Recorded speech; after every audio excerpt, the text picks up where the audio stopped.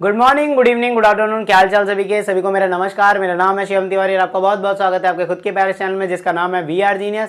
बेटा हम लोग क्लास 9 का चैप्टर नंबर 2 कर रहे हैं जिसका नाम है मैटर अराउंड अस प्योर। इसका ये पार्ट नंबर 3 है और यही आज हमारा लास्ट लेक्चर होने वाला है। पिछले 2 पार्ट्स में मैं आपको बहुत सारी चीजें बता चुका हूँ, लाइक होमोजीनियस हेटेरोजीनियस मिक्सचर में डिफरेंस, मिक्सचर और कंपाउंड में डिफरेंस, मिक्सचर क्या होता है, प्योर क्या होता है, प्योर सब्सटेंस किसको बोलते हैं, सॉल्यूशन किसे बोलते हैं, सैचुरेटेड, अनसैचुरेटेड या कंसंट्रेशन टर्म्स को हम कैसे सॉल्व करेंगे। ठीक है, सो ये सारी बातें हम लोग कर चुके हैं। अगर आप लोगों ने अभी तक ये सब नहीं देखा तो प्लीज मेक श्योर वीडियो का लिंक डिस्क्रिप्शन बॉक्स में आप वहां से जाकर देख सकते हैं। आज का ये जो लेक्चर है इस पे हम लोग मेनली सस्पेंशन और कोलोइडल पढ़ेंगे और एक आधा छोटे टर्म्स को पढ़कर आज अपने इस लेक्चर को खत्म करेंगे और इस चैप्टर को भी खत्म करेंगे। सो बिना वक्त गवाए हम लोग अपने टॉपिक्स पे चलते हैं। सो सबसे पहला हमारा टॉपिक रहने वाला है सस्पेंशन। तो मैं आपको बताऊं सस्पेंशन क्या होता है। बेटा सस्पेंशन एक तरह का हेटेरोजीनियस मिक्सचर होता है। क्या होता है? Heterogeneous mixture. इसको एक एग्जांपल से समझते हैं।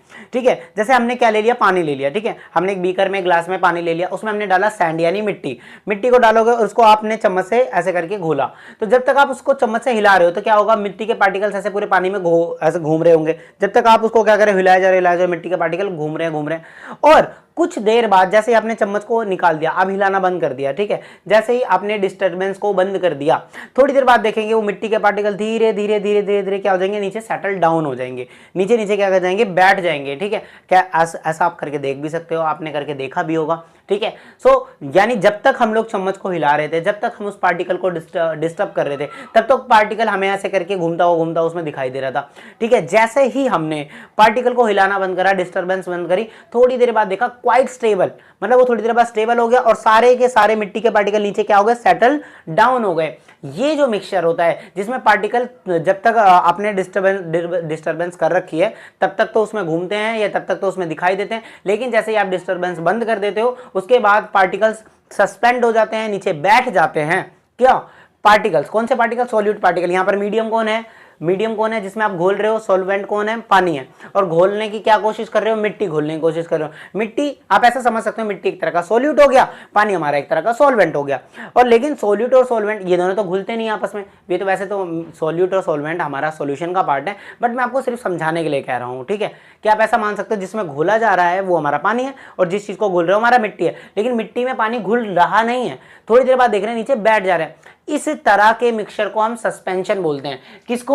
ए suspension is a heterogeneous mixture. Suspension एक हेटेरोजीनियस मिक्सचर होता है जिसके अंदर जो सॉल्यूट होता है, सॉल्यूट यानी अभी मैंने सॉल्यूट में क्या लिया था, एग्जांपल के लिए मिट्टी ली थी, जिसमें सॉल्यूट के पार्टिकल डू नॉट डिसॉल्व, उसमें घुलते नहीं है, रिमेन सस्पेंडेड, थोड़ी देर बाद वो सस्पेंड हो जाते हैं, नीचे बैठ जाते हैं through out the bulk of the medium के नीचे बैठ जाते हैं, पानी में वो मिट्टी नीचे क्या हो गई, सेटल डाउन हो गई। इस तरह के मिक्सचर को हम क्या बोलते हैं, सस्पेंशन बोलते हैं। क्या बात समझ आई? सस्पेंशन एक हेटेरोजीनियस मिक्सचर होता है जिसमें उसके सॉल्यूट के पार्टिकल जब तक आप डिस्टर्बेंस करते हैं तब तक तो वो उसमें घूमते हैं, लेकिन जैसे ही आप डिस्टर्बेंस बंद करते हैं थोड़ी देर बाद वो सारे पार्टिकल क्या हो जाते हैं, नीचे सेटल डाउन हो जाते हैं। इस तरह के मिक्सचर को सस्पेंशन बोलते हैं। अब इसकी प्रॉपर्टीज की बात करते हैं। सस्पेंशन एक हेटेरोजीनियस मिक्सचर होता है, ये बात आपको पता ही लग गई। एक मिनट, ठीक है, सस्पेंशन एक हेटेरोजीनियस मिक्सचर होता है और सस्पेंशन के पार्टिकल बड़े होते हैं। देखो मिट्टी को जब पानी में डालोगे तो आप देख सकते हो कि नहीं देख सकते मिट्टी का पार्टिकल, तो सस्पेंशन एक हेटेरोजीनियस मिक्सचर है और उसको उसके पार्टिकल को, सस्पेंशन के पार्टिकल को आप नेक्ड आई नॉर्मल आंखों से देख सकते हो क्योंकि वो बड़े होते हैं।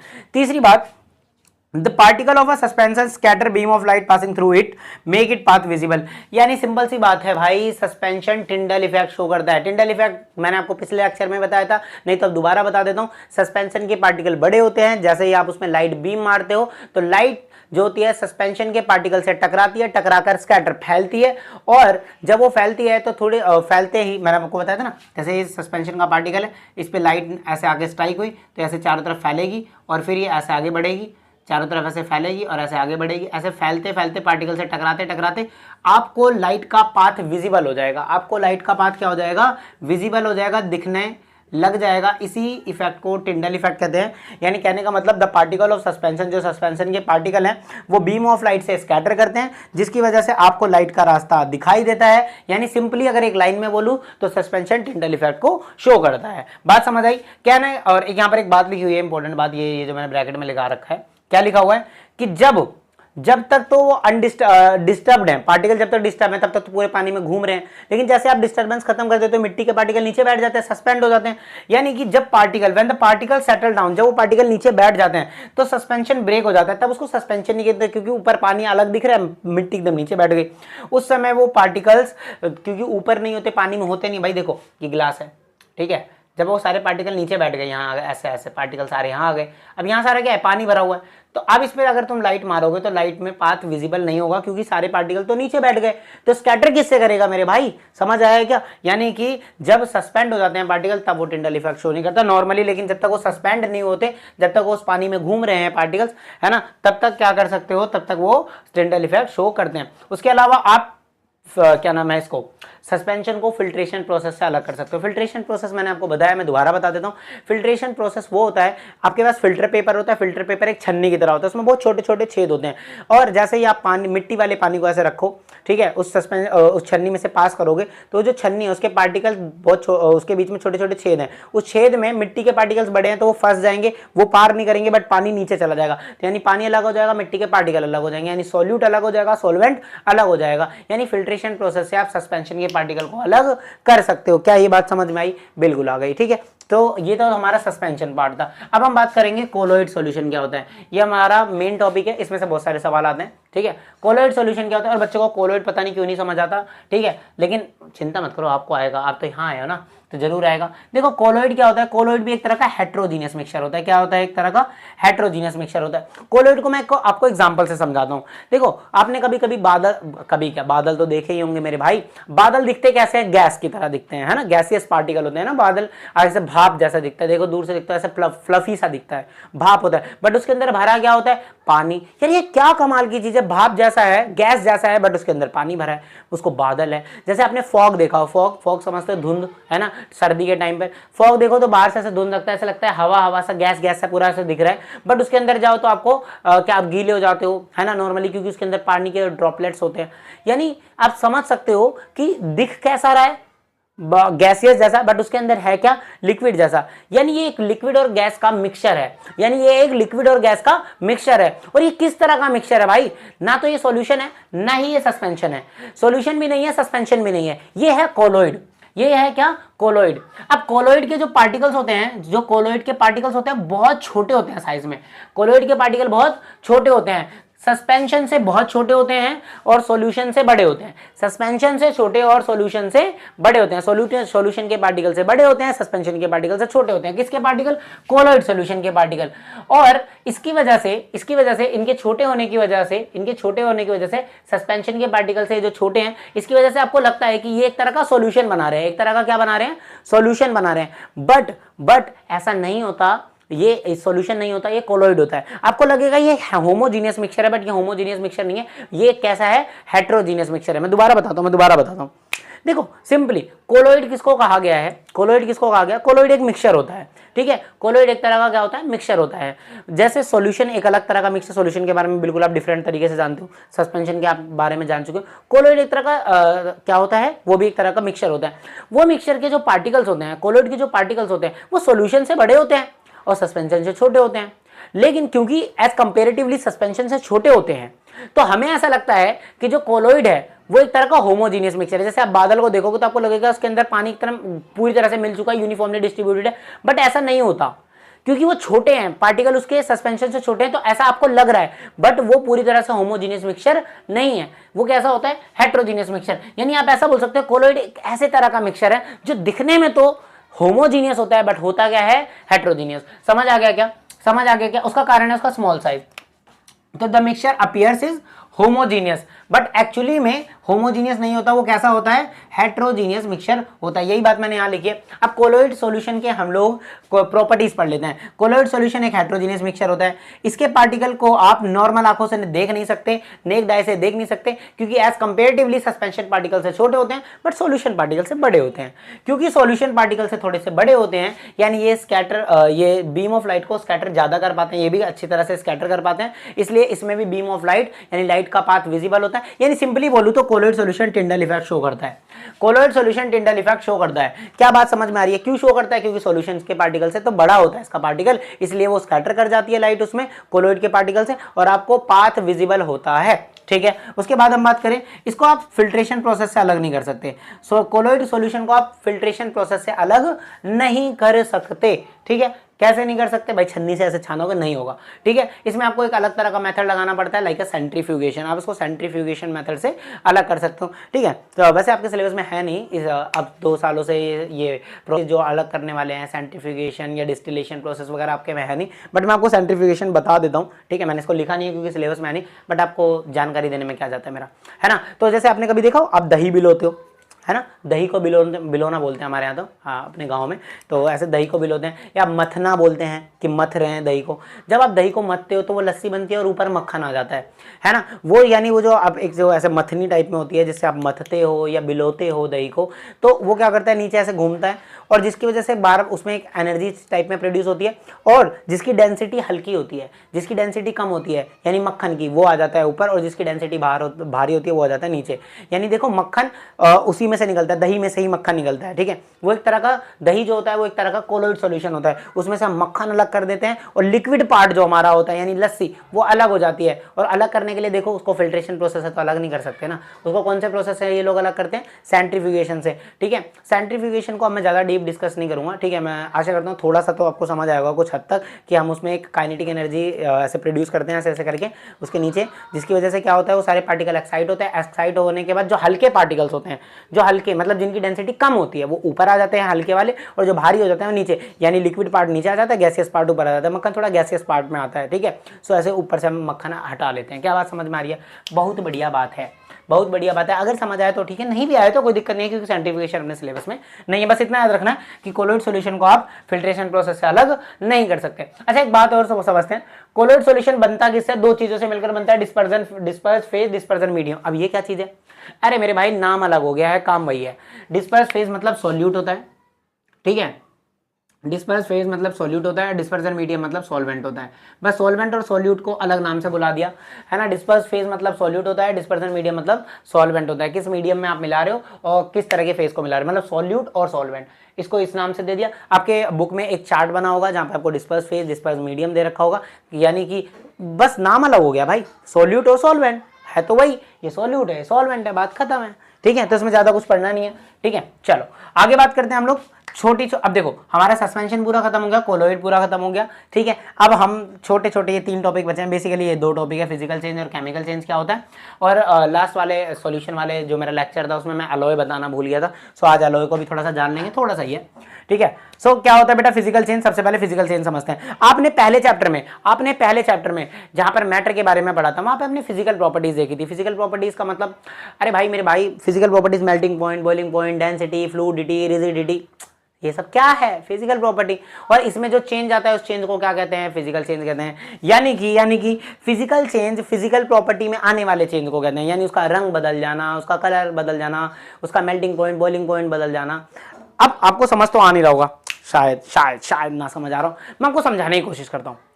पानी है, बर्फ है और भाप है पानी का। ठीक है, यानी देखो समझना, पानी है, ठीक है, आइस है, बर्फ है, और भाप है, पानी का भाप, वो जब गैसियस स्टेट में पानी है। ठीक है ना, उबल जाता है ना पानी, तो किस में बन जाता है? वाष्प में बन जाता है, इवेपोरेट हो जाता है, वेपर बन जाता है। तो पानी का वेपर है, बर्फ है और हमारे पास क्या है? वाटर है।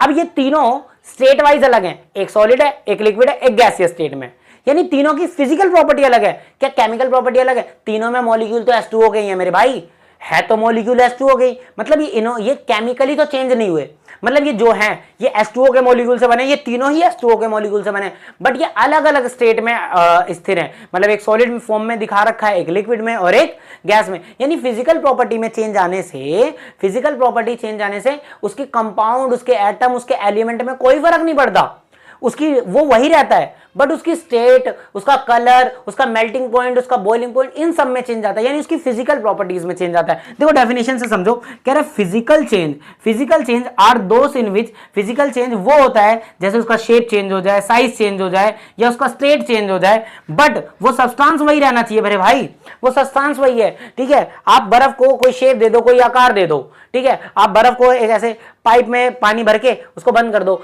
सिलेंडर आकार का बन जाएगा। ठीक है, एक कटोरी में भर दो तो आपको हेमिस्फीयर ऐसा ऐसा करके मिल जाएगा, बर्फ ऐसा करके मिल जाएगा। अरे रहेगा, शेप चेंज आ गई, शेप साइज चेंज कर सकते हो, लेकिन रहेगा तो बर्फ ही, उसके अंदर रहेगी तो H2O मॉलिक्यूल ही। तो ये बस आप किसी का शेप, साइज या उसका स्टेट ऑफ मैटर यानी उसकी फिजिकल प्रॉपर्टीज चेंज करते हो तो उस चेंज को फिजिकल चेंज कहते हैं। क्या बात समझ आ गई?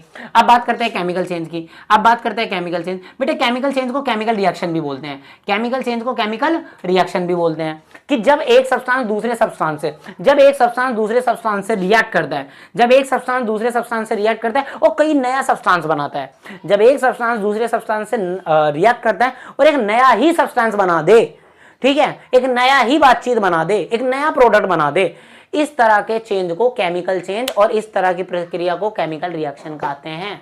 समझ आ गया? जैसे देखो एग्जांपल देखो, हाइड्रोजन गैस है, ऑक्सीजन गैस है, ये भी गैस है, ये भी गैस है, ये दोनों आपस में जुड़े और इन्होंने क्या बना दिया? H2O। देखो है यहाँ पर भी हाइड्रोजन ऑक्सीजन, लेकिन H2O लिक्विड स्टेट में होता है ना मेरे बच्चे, और पहले गैसियस स्टेट में था। ठीक है, और पहले इनको आप इनकी देखो, ये एक अलग ही, ये हाइड्रोजन एक गैस थी, अलग ही तरह की गैस थी, ऑक्सीजन एक अलग ही तरह की गैस थी, इनकी इंडिविजुअलिटी एक ही अलग थी। बल H2O एक अलग ही मॉलिक्यूल है, H2O मॉलिक्यूल अलग है, हाइड्रोजन गैस अलग है, दोनों में फर्क है ना मेरे भाई। इन्होंने अपनी इंडिविजुअलिटी खो दी। ठीक है ना, जैसे पहले कोई इंसान था, बाद में जानवर बन गया, है ना ऐसा होता नहीं है, लेकिन ऐसा हो सकता है ना। मैं आपको लग रहा होगा अरे ये क्या बात है बेटे, इंसान है ना, इंसान तो आजकल जानवरों से भी बदतर है ना। आप देख रहे हो ना कितने केसेस निकल के आ रहे हैं, वो बेचारा कोलकाता वाला केस, वो जो हमारी डॉक्टर का केस आया, ऐसे कितने सारे केसेस हैं जो लड़कियों के ऊपर दिखाए जा रहे हैं, शो करे जा रहे हैं, है ना, रेप केसेस हैं। यानी लोग सिर्फ क्या चाहते हैं, किसी का छीन लूं, झपट लूं, किसी को मार डालूं, किसी को, मतलब हमेशा चाहते हैं तो बुरा, है ना। ये जानवरों से बदतर नहीं है क्या यार? तुम्हारे अंदर ही एकता नहीं है, इंसानियत नाम की चीज ही नहीं है, इंसान को इंसान नहीं समझते, उसको रौंदना चाहते हैं, उसको, मतलब भाई मैं तो इस चीज़ पे चर्चा ही नहीं करता, इसीलिए मैं इस पर क्या ही बोलूँ। सिर्फ मैं बोलूँ क्या, मैं बस अपने बच्चों को समझाने की कोशिश करता हूँ और आपको भी यही समझाता हूँ कि बच्चे अपने जीवन में देखो सब करना, ठीक है, आप अपने साथ कुछ भी करो, ठीक है, अपने साथ का मतलब आपकी खुद की लाइफ है, आप पढ़ो नहीं पढ़ो ये आपकी चॉइस होती है, लेकिन हम तो चाहेंगे कि आप पढ़ो, आप अच्छा करते हो, बुरा करते हो अपने साथ, आप गलत संगत में ना जाओ, हम हमेशा चाहेंगे कि आप अपने लिए अच्छा करो। बट फिर भी अगर आप अपने लिए कुछ चुनते हो, अच्छा या बुरा, जानबूझकर, तो वो आपकी चॉइस होती है। बट जीवन में बेटा अपने लिए कुछ भी चुनो, उससे मैं क्या कर सकता हूँ? मैं आपको समझा सकता हूँ कि बेटा अपने लिए गलत रास्ता मत चुनना, टीचर समझा ही सकता है, लेकिन फिर भी अगर आप चुनते हो अपने लिए गलत रास्ता, चलो चुन लिया, लेकिन कभी भी अपने रास्ते चुनने की वजह से या अपने गलत रास्ते जाने की वजह से किसी दूसरे का नुकसान मत कर बैठना, किसी दूसरे को हानि मत पहुंचाना। क्योंकि मैं आपको बताऊं, आप कोई सी भी धर्म बुक पढ़ लो, चाहे किसी भी धर्म की पढ़ लो, यानी भाई देखो अच्छी चीज़ें मैंने सब पढ़ के देखा, मेरे को एक ही सार निकल कर आया है, एक ही चीज़ समझ में आती है कि दूसरों को नुकसान पहुंचाने से, दूसरों को बुरा फील कराने से बड़ा अधर्म नहीं है कोई, और दूसरों को खुशी पहुंचाने से बड़ा कोई धर्म नहीं है। अगर आप किसी दूसरे का नुकसान करते हो तो इससे बड़ा अधर्म आपने कुछ नहीं करा। अगर आप किसी की आत्मा दुखा दो, किसी को दिल से दुखी कर दो, तो इससे बड़ा अधर्म कोई नहीं है। और अगर आप किसी को खुश कर देते हो, ठीक है, तो इससे बड़ा धर्म, इससे बड़ा पुण्य का काम कोई नहीं है। तो प्लीज़ मेक श्योर आप किसी को नुकसान ना पहुंचाओ किसी भी तरीके से, ठीक है। सुधरने की ज़रूरत हमारे युवा को है, ठीक है, क्योंकि आने वाला जीवन हमारे हाथों में होगा, आने वाला समाज हमारे हाथों में होगा, समाज को क्रिएट हम करेंगे। पिछड़े हुए लोगों को हम समझाते समझाते थक रहे हैं, लेकिन जिनकी मेंटेलिटी गलत बन गई है अब उनको हम नहीं सुधार पा रहे हैं, ठीक है, क्योंकि हमारी कानून व्यवस्था भी कहीं ना कहीं देखो उनके भी हाथ कहीं ना कहीं बंधे हुए हैं, कहीं ना कहीं बंधे हैं, या कहीं ना कहीं उन्होंने खुद से बांध रखे हैं, कुछ गलत कर रहे हैं, कुछ सही कर रहे हैं। बट हम समझा तो सकते हैं अपनी युवा पीढ़ी को, जो आने वाला समाज बनाएंगे, ठीक है। अगर आप समझोगे तो चलो अभी का समाज गंदा है, लेकिन आने वाला समाज जब आपके हाथ में आएगा, जब आप बड़े हो जाओगे, जब आपके बातों से चीज़ें चलेंगी, जब आपके कहने से भविष्य चलेगा, तब तो आप चीज़ों को बदल सकते हो ना। तब तो अगर आप अच्छे होगे तब अच्छी रूल्स बनेंगे, अच्छी चीज़ें होंगी, लोगों के साथ गलत नहीं होगा। देखो जानवर राक्षस, ठीक है, जानवर को तो बेचारे जानवर तो इतने मासूम होते हैं, जानवर भी गलत। जो आप देखते थे ना कि पहले के ज़माने में आपने सुना होगा राक्षस ठीक है। राक्षस कैसे दो सींग नहीं होते थे, राक्षस कैसे दो सींग, बड़ी बड़ी मूछे, ऐसे बड़ा हुआ पेट, ऐसे हाथ में तलवार, 10-10 सिर, ऐसा नहीं होता था राक्षस। एक्चुअली में ये राक्षस होता ही नहीं है। राक्षस आपके जैसा ही दिखता था, बिल्कुल आपके जैसा, आपके साथ रहेगा, आपके पास रहेगा, बिल्कुल आपके जैसा दिखेगा। उसके मन में राक्षस होता है, ठीक है। किसी अभी ये जो गलत काम कर रहे हैं, जो अभी ये जो केस आए, जो लड़कियों के साथ रेप कर रहे हैं, या ये जो गलत काम कर रहे हैं, चोरी कर रहे हैं, चकारी कर रहे हैं, किसी का मर्डर कर रहे हैं, किसी के साथ किसी को नुकसान पहुंचा रहे हैं, ये राक्षस ही तो है मेरे बच्चे। ये राक्षस नहीं है तो कौन है? खैर चलो, इस टॉपिक पे तो हम बात करेंगे तो बहुत लंबा खिंच जाएगा, ठीक है। बस इतना जीवन में याद रखना, अपने साथ और दूसरों के साथ, ठीक है। अपने साथ तो चलो कुछ भी हो रहा है, ठीक है, बट दूसरों के साथ चाह कर भी और अनजाने में भी अगर गलती हो रही है ना तो उसको सुधारो। कभी किसी के साथ गलत मत करना, बहुत बड़ा पाप होता है किसी के साथ बुरा करना। किसी का दिल दुखाने से बड़ा कोई धर्म नहीं, जैसा कि मैं बता रहा हूँ। खैर आओ, तो मैंने क्या बोला कि जब एक सब्सटेंस दूसरे सब्सटेंस के साथ क्या कर जाता है, रिएक्ट कर जाता है, कोई नया सब्सटेंस बनाता है, इस तरह के चेंज को केमिकल चेंज कहते हैं। क्या बात समझ में आई? क्या बात समझ में आई? एक लास्ट टॉपिक पढ़ेंगे बेटा, अलॉय। एक लास्ट टॉपिक पढ़ेंगे बेटा, अलॉय। अलॉय क्या होता है? दे आर द मिक्सचर, ठीक है बेटा। अलॉय एक तरह का सॉल्यूशन होता है, सीधी सी बात। अलॉय क्या होता है? अलॉय सॉल्यूशन ही होता है। अलॉय क्या होता है? सॉल्यूशन होता है। किस चीज का? ये एक तरह का मिक्सचर होता है, चाहे दो मेटल्स को, चाहे एक मेटल और नॉन मेटल को आपस में यूनिफॉर्मली क्या कर, उसको पिघलाकर एक साथ रख लो और एक नया सब्सटेंस बनाओ। जैसे आपके घर में स्टील के बर्तन होते हैं। अब स्टील ना तो कोई मेटल है ना कोई नॉन मेटल है, वो एक तरह का क्या है? वो एक तरह का अलॉय है। जैसे आपने सुना होगा जो मेडल मिलते हैं, है ना, ओलंपिक में मेडल्स मिलते हैं ना, गोल्ड, सिल्वर और ब्रॉन्ज। वो जो ब्रॉन्ज है वो कोई क्या होता है? वो कोई मेटल और नॉन मेटल नहीं है, वो मेटल और नॉन मेटल से मिला हुआ एक अलॉय है, ठीक है। अलॉय कैसे बनाते हैं? अलॉय कैसे बनाते हैं? दो मेटल ले लो अलग अलग, ठीक है, या फिर एक मेटल एक नॉन मेटल ले लो, इन दोनों को आपस में मिलाओ, मिक्स कर दो। कैसे मिक्स करोगे? दोनों को पिघला लो, मोल्टन स्टेट में ले आओ, फिर एक साथ रख दो, यूनिफॉर्मली मिक्स हो जाएंगे, एक सॉल्यूशन की तरह मिक्स हो जाएंगे। देन वो जमने के बाद वो वापस से एक नई तरीके का मेटल बनाएंगे, एक नई तरीका का जो सब्सटेंस बनाएंगे, उसको हम अलॉय बोलते हैं। और इसको जब ये एक तरह का अलॉय बन जाता है तो इसको आप सिंपल फिजिकल प्रोसेस से अलग नहीं कर सकते। एग्जाम्पल के लिए मैंने अभी आपको ब्रॉन्ज बताया, स्टील बताया, उसके अलावा एक एग्जाम्पल है ब्रास। ब्रास जो होता है वो जिंक और कॉपर से मिलकर बनता है। जिंक एक मेटल है, कॉपर एक मेटल है। इन दोनों मेटलों को पिघलाकर जब साथ में मिला देते हो तो एक नया तरह का सब्सटेंस बनता है ब्रास। ब्रास जो कि एक अलॉय है। क्या बात समझ में आई? ठीक है, तो बेटा इस चैप्टर में इतना ही सब कुछ था। हमने अपने तीनों लेक्चर में मैंने आपको हर एक डिटेल्ड बात बताई है, ठीक है। फिर भी अगर आपका कोई डाउट आता है तो प्लीज मेक श्योर आप उसको कमेंट कर सकते हैं।